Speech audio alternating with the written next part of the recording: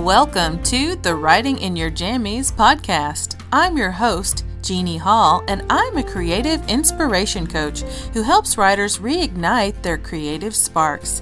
This podcast is here to help you knock down any barriers that stand between you and your dreams. You can do it. Join me.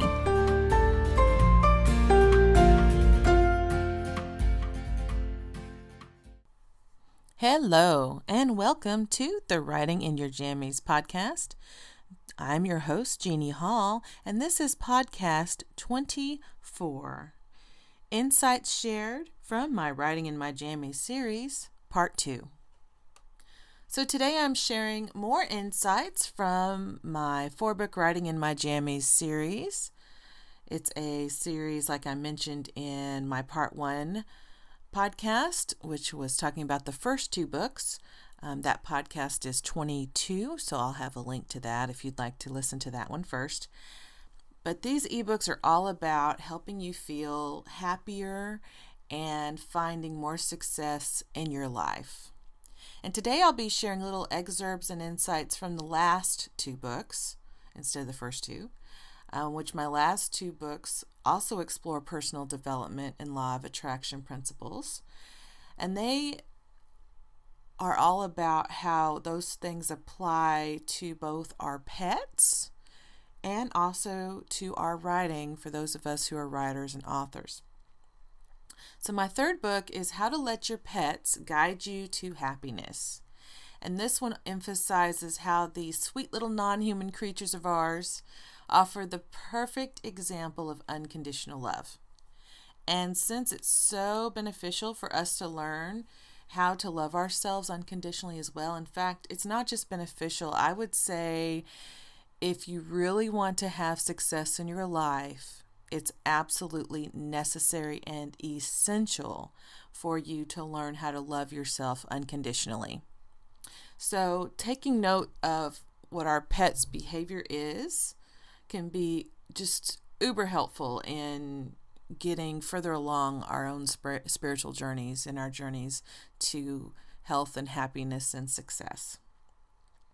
Because our pets, they live alongside us, but they don't get stressed like we do, right? They don't stress over inconsequential things. Like, we'll freak out if we forgot to finish all of our filing at work, let's say, or something else really minor that really at the moment we might think it matters, but in the grand scheme of things, it doesn't matter at all. But as long as our pets' needs are being met, they will play with us, they will cuddle with us, up against us, they will sleep by our sides, and they're absolutely content to do so. And there's such a powerful lesson in that contentment that they have. So for example, let me share an excerpt from How to Let Your Pets Guide You to Happiness. Have you ever seen a cat sleep? They are completely uninhibited and sound sleepers. Ours even snore. They don't toss and turn like we do. They don't suffer insomnia. Why? Because cats and other pets live in the moment all day, every day. They don't brood about past offenses. They don't worry about the future. They are only focused on the present, the now. If we could learn to do what animals naturally do, we could sleep as well as they do. We could leave the past in the past and let the future sort out itself. Another thing Tink and Drake, they're my cats, do that us humans kind of suck at, they always, and I mean always, follow their fun. They do what they want. If they're hungry, they eat. If they're thirsty, they drink. If they're cold when then they'll find some blankets or a lap to curl up in. If they decide my swinging foot is evil and must be stopped, they attack it. They play all the time. We should do more of that. Playing? When's the last time you did something playful? When's the last time you giggled like a child or played freely, letting all your worries go by the wayside? So that's my little excerpt. It's a good question, isn't it, about the playing? When's the last time you actually played? Now, maybe if you have kids or grandkids or nieces and nephews or children that are in your care, you may, whether they're yours or not, you may have opportunities to play with your kids, with the kids that you're taking care of. But when's the last time you just played by yourself, for yourself? And I'm not talking about poker, and I'm not talking about Candy Crush on your phone either. I'm talking play, physical play. When was the last time you ran just for the hell of it, like a kid does? When was the last time you whooped with pure joy? Now, I get that you may not be in the physical condition to run and jump with joy like you did when you were little. I'm not saying to do that, especially if it would hurt to do that, obviously. But remember that feeling that you had. That's what I want you to think about. And then that's what I want you to think about recreating in your life. What tends to happen in this world of ours is that we get so caught up in it, and we get caught up in what others might think of us. And what happens is it stifles our sense of fulfillment and fun. We don't have those senses of fulfillment and fun because we're so worried about everyone else and what they're thinking of us and how they think of us. So why don't we skip down the sidewalk anymore? I know I did as a kid. I did that all the time. I skipped all around the schoolhouse whenever I was in elementary school.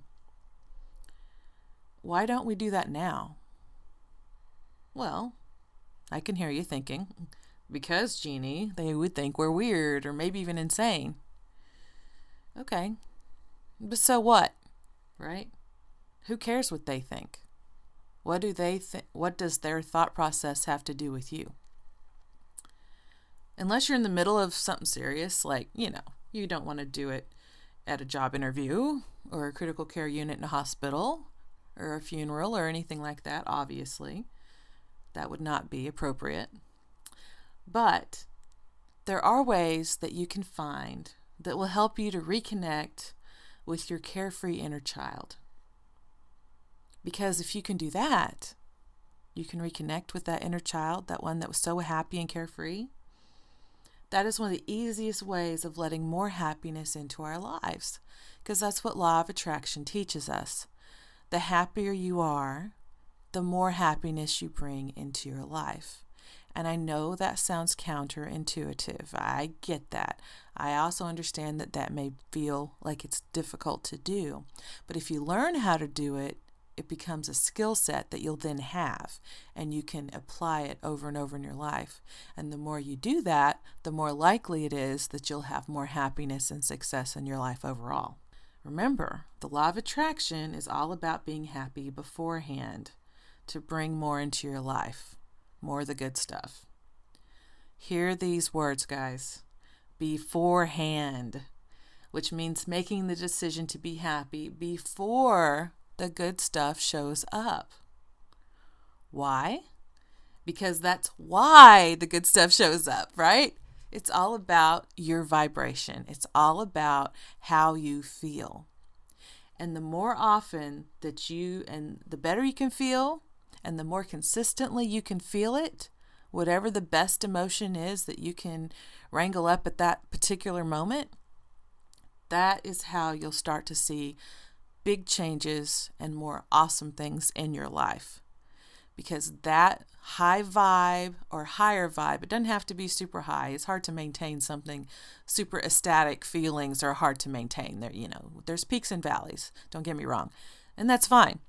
But what we're talking about is trying to feel better than you were, especially if you're in a bad place, a negative place, or if you have things in your life that you're not happy with and you want to change. The way to change that is to change your vibration. And the way you change your vibration is by coming up to the next best emotion that you can, the better emotion, the happier emotion.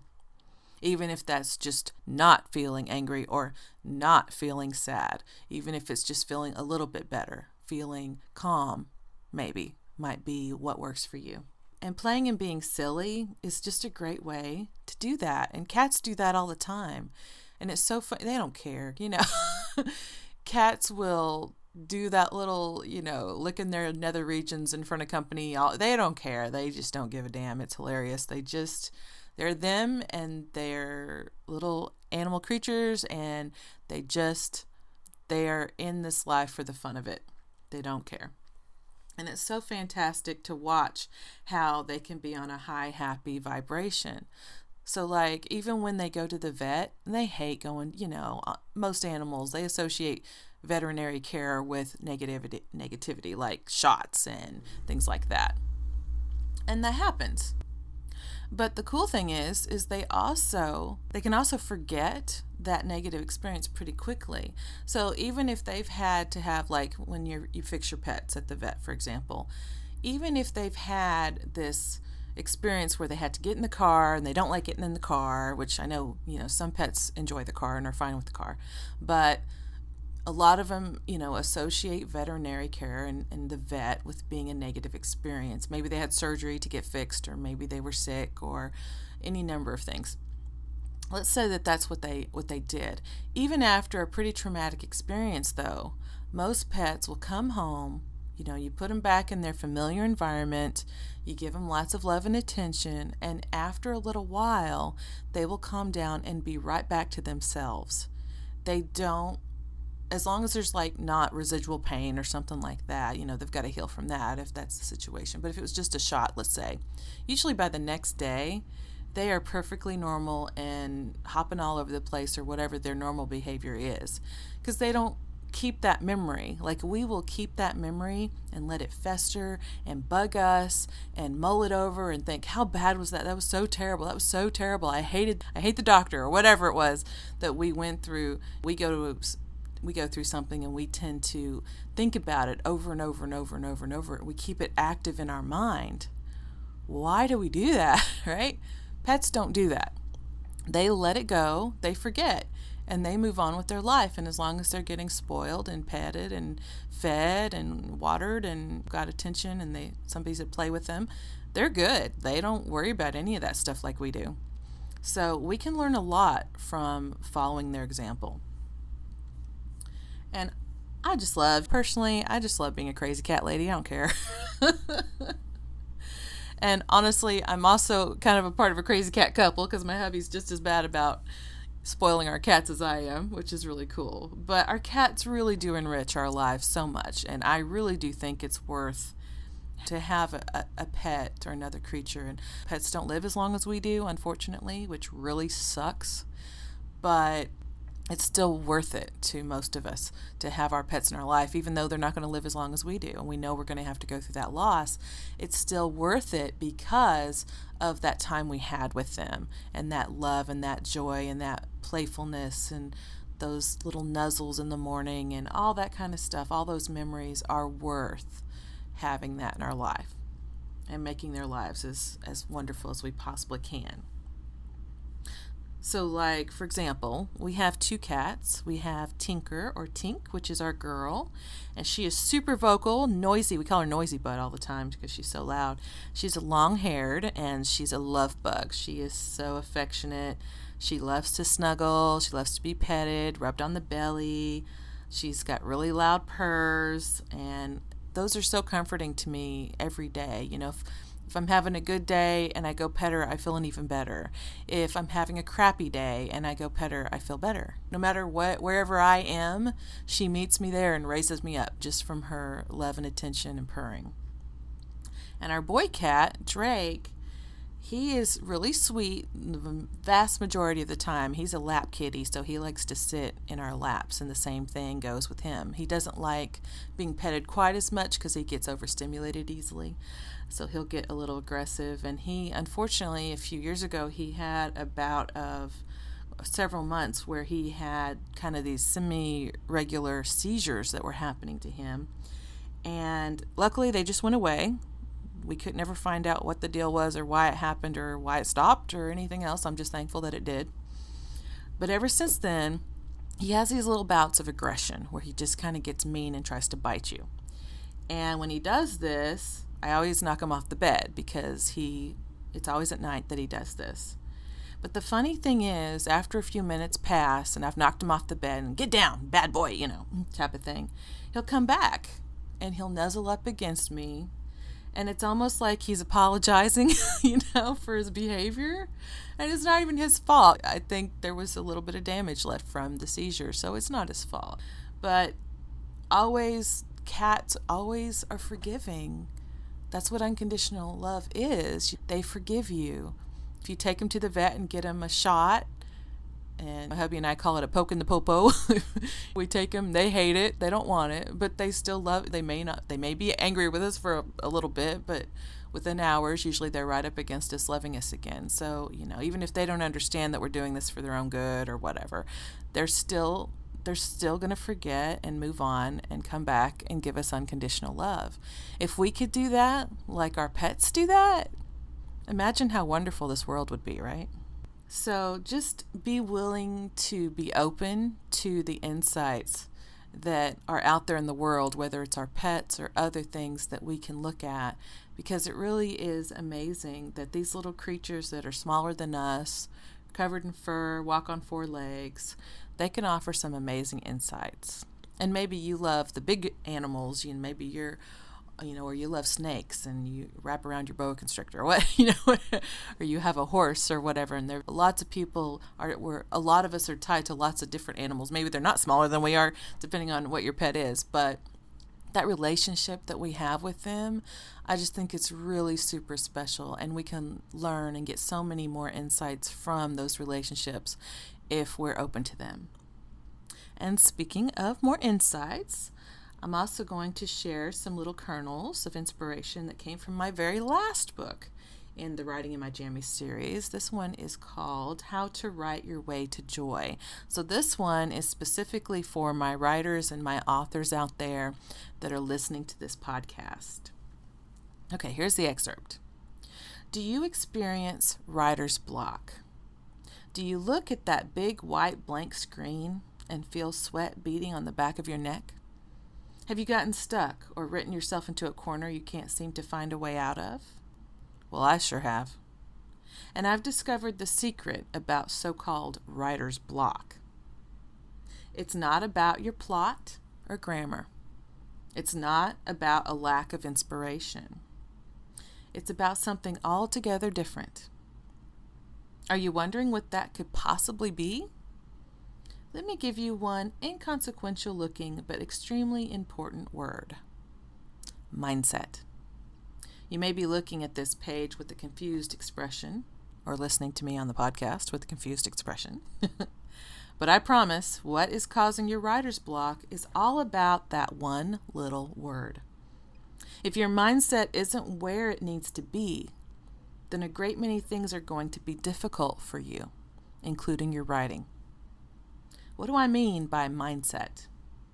Your mindset is the way you feel as you live your life. Do you look at a dog and think, cuddly creature? Or do you see dangerous animal? Do you look at a large body of water and think, fun? Or do you shrink away from it, thinking, I could drown? With every situation we encounter in our lives, we process it in a certain way. We feel something. That something may be positive, negative, or somewhere in between, but how we feel about something usually guides our reactions. If a man walks up quickly behind you on the sidewalk, are you more likely to turn and smile, expecting a friend? Or do you prepare to run, expecting an enemy? Okay, so that's the end of my excerpt. So what is your mindset like? Especially my writers and authors out there. Where is your mindset when it comes to the physical act of writing? And most of us nowadays write on, there's not very many of us on typewriters anymore, although I'm sure there's a few. Most of us are in front of a computer or laptop or tablet. There's a few of us out there, I think, who write on our phones, and then there's a few who do it old-fashioned with a pen or a pencil and paper and notepad. But however you do your writing doesn't matter. What is your actual thought process and mindset when it comes to when you're getting ready to physically write? So are you the one looking at your laptop with beads of perspiration running down your neck? If you are, that's okay. No worries, because you can change that. And I'm going to tell you how you can change that. So here's a couple of tips for crushing writer's block. And this is from my recent Facebook Live videos that I've been doing. So my first tip is from the wonderful Brooke Castillo. She has a coaching model that she uses to help her clients and herself. She also has what's called Self-Coaching Scholars, which is also a class that she offers, which is all about you learn how to help yourself through difficulties and life changes and life in general. And so what she does is she talks about the importance of your thoughts, because your thoughts control your life, basically. So if you've been thinking, I'm too stressed to write, you can change that thought into something more positive and believable. So it's not, I know I've talked about this before in the podcast. When you change your thought, it's not just about having a positive thought. It's about having a positive thought that's also believable to you, that you can actually really sink your teeth into and believe. So if you've been thinking, I'm too stressed to write, you can switch it to writing relaxes me. Or I can write a short paragraph. Or even I can write a beautiful sentence. Any of those. You're going to pick whichever thought feels the best to you. And that's going to be the one you go with. But because your thoughts control your feelings, and those feelings then lead to your actions that you take, that's what's going to ultimately determine your result, because our results in life come from the actions we take. But you have to be careful what your thoughts and feelings are when you take those actions, because if you don't, you could end up with the situation where you're in a negative space on your thoughts and feelings. And if that's the case, you're going to end up with a negative result. So if you're looking at your life right now and saying, I don't like this about my life, I don't like that about my life, what are your thoughts about that part of your life? And how can you change them into something positive and believable? In this case, we're talking about writer's block. So my second tip to deal with writer's block is inspired by three of my mentors. One of them is Brooke Castillo, who I just mentioned. One is Ryan Bidoff, who I will link to. He also did a couple of guest blogs on my blog as well. And also Betsy Paik, who is the wonderful coach that actually coached me recently. And she's just wonderful as well. And they each call doing this something a little different. But the point is that what you do is you write down all of the thoughts that you have. If you're blocked, if you have writer's block, what you do is you take a pen and a piece of paper, or a pencil and a piece of paper, and you set a timer, let's say for like 5 minutes. You can set it on your phone or an old-fashioned egg timer or whatever you want. But you set that timer and you write straight through 5 minutes without stopping. You don't worry about penmanship. You don't worry about grammar. You don't worry about spelling. You don't worry about profanity. However you're feeling, let it out truthfully, honestly on that page. Pour it out of your heart, okay? Get it out of your system. And this writing's just for you, so it doesn't matter. No one's going to see this. These are your thoughts about writing, and that's what you're just going to let pour out of you. Okay? The whole point of this is that if you have a yucky negative feeling inside of you, until you get it out, then it's still going to be inside of you, and it's still going to be causing problems and being a little problem. It's going to be like that gremlin. Betsy Paik calls those negative thoughts that we have little gremlins in our minds that is trying to wreak havoc in our lives. And they do. But we have control of our thoughts. We can kill those little gremlins anytime we want, right?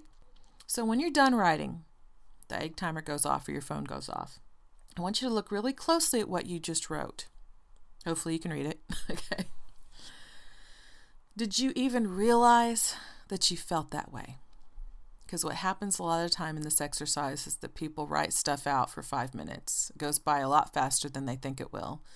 but at the end, they're shocked by what they've written because they didn't realize they felt quite this much. Or maybe what's on that page, either you didn't realize you felt it or something else came out on that page that you didn't even realize was bugging you. So now that you're aware of the problem, you can now work on the solution. Honestly, a whole bunch of dealing with problems is being aware of them. If you're not aware of them on a conscious level, you're never going to be able to fix it.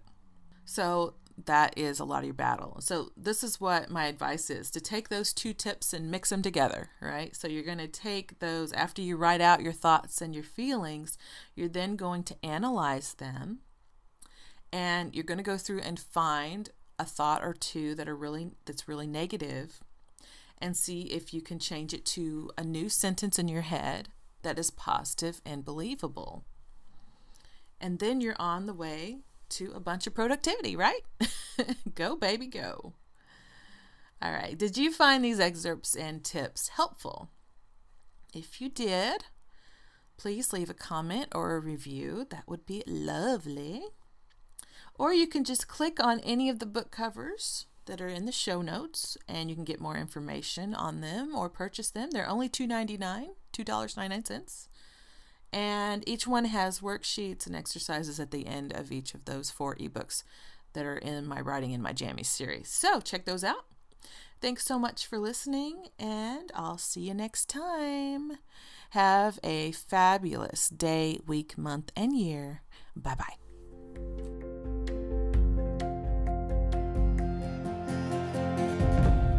Thanks so much for listening to this podcast.